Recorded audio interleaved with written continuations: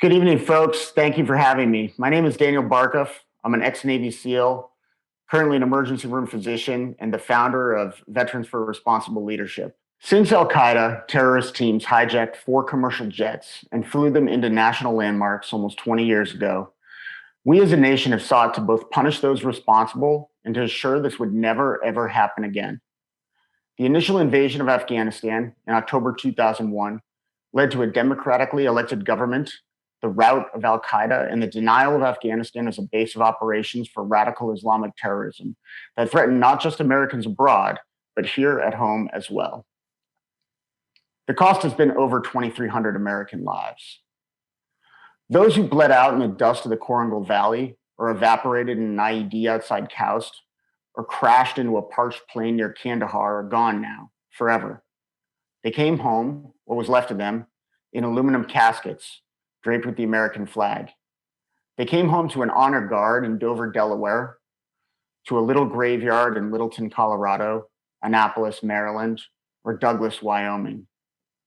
They're from big cities and small towns, and they're buried now in those big cities and small towns in sweltering August heat and cold March rain, in local graveyards and in Section 60 of Arlington National Cemetery. In one sense, their lives were taken from us. The Taliban, Al Qaeda, the Haqqani network, they took them, they took these lives. But in another, much more profound, meaningful way, they gave their lives to us. What occurred, their loss was a gift, a final gift. The gift was a chance to live a life worthy of their sacrifice, a life of which they would be proud, a life which they would say to us when we meet our Maker is in a small way rooted in the same values of courage, decency, and truth, the very principles that led them to give this last full measure. In the incredible context of such a sacrifice, it can feel trite to discuss politics. We would be right to say these men and women did not die for baseball and apple pie, but rather that they died literally for their brothers and sisters in arms. They died because they did their job. And ultimately, the honor of doing one's job as a soldier, an airman, a Marine, or a sailor is rooted in an eternal selfless love for fellow countrymen at the point of contact with an enemy who, make no mistake, took delight in killing us and killing them.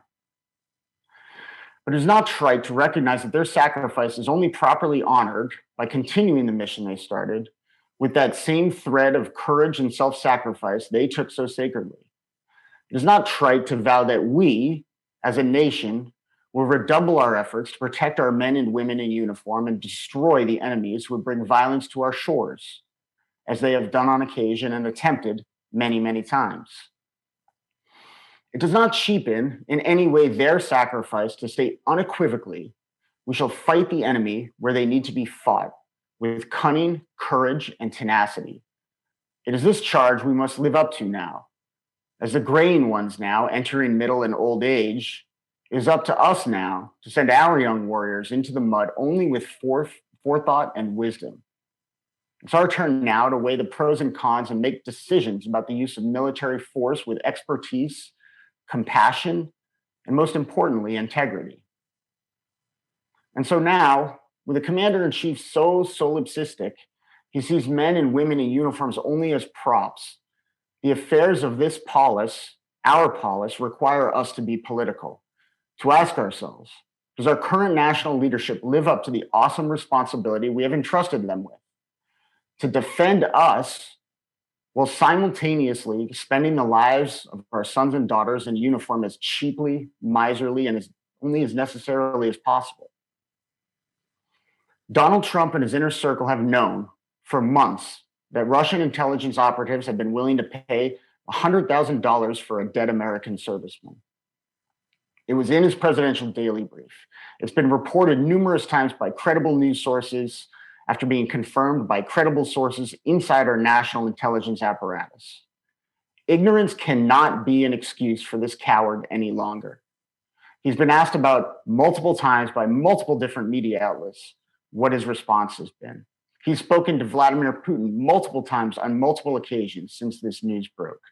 He has time and again buried his head in the sand like an ostrich and shirked his duties in a way our troops never would have done.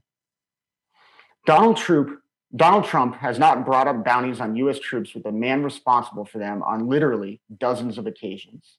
He's feigned ignorance like a child with his hand in a cookie jar until he could no longer do so, and then questioned his own intelligence agencies and taken the word of a dictator strongman and former KGB agent, let's not forget, as gospel. Again, he believes the Russians and the Taliban's false assertions over his own intelligence professionals. There are only two possible explanations for this behavior: cowardice or willful neglect rooted in complicity. The military teaches leadership from the very second a new recruit is sworn in. It's the only human trait that can induce warriors to disregard their personal interest and act in the best interest of the team.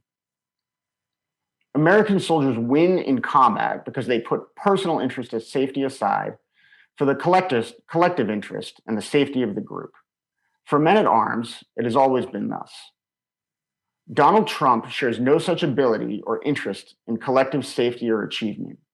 We are, all of us, little more than props in his personal fantasy, mere mirrors to hold up to his visage and reflect in his glory. What kind of man, let alone a commander-in-chief, would allow others in his charge to be killed in a war zone for cash by an enemy without attempting to stop it? What kind of man shies away from something like this? Would a teacher on a playground put a stop to a bully taking someone's lunch money? Would a cop in a rough neighborhood wait in his car while a criminal beat up a victim? Would a ski patroller let a skier freeze to death because of the possibility of an avalanche? Why is it okay for the president to do it then? The men and women who have served in Afghanistan represent a small slice of the best of America. They come from everywhere. They come from here. They come from us. Donald Trump is actively betraying them through his inaction. He's a coward, while the men and women walking foot patrols in the Koust Bowl or flying 60s into hot LZs are anything but. We owe it to them. We owe it to them to remove this coward from office. There is no other choice, or we too are cowards or complicit. Thank you.